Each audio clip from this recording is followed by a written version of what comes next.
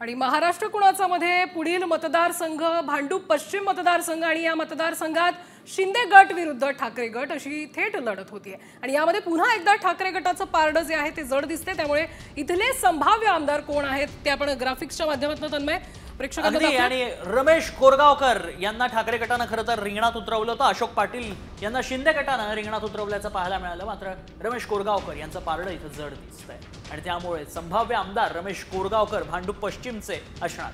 तर रमेश कोरगावकर हे संभाव्य आमदार असण्याची नेमकी काय कारण आहेत ते आपण जाणून घेऊयात आपले प्रतिनिधी मयूर राणे यांच्याकडून।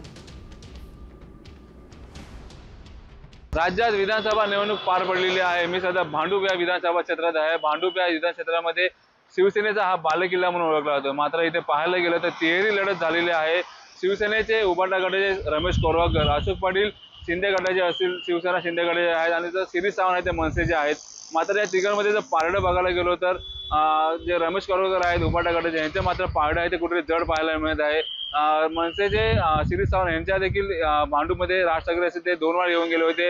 अशोक पाटील यांची देखील सभा इथे झालेली होती, मात्र जे उबाटाचे रमेश कोरगावकर असतील यांनी देखील सभा लावली होती। मात्र जर पारडं बघायला गेलो तर रमेश कोरगावकर आहेत यांचे पारडे ते जड पाहायला मिळते। भांडूपमध्ये मुंबईतील भांडूपमध्ये आहे जे मतदान आहे ते 61.12% एवढं म्हणजे मुंबईतलं मोठ्या प्रमाणात मतदान आहे ते भांडूपमध्ये झालेलं आहे। मात्र आता नक्की कौल हा कोणाच्या बाजूने लागतो हे देखील पाहणं आपलं गरजेचं आहे। जर पाहायला गेलं तर रमेश कोरगावकर यांचे आता सध्या पारडे जड आहे ते आपल्याला पाहायला मिळत आहे।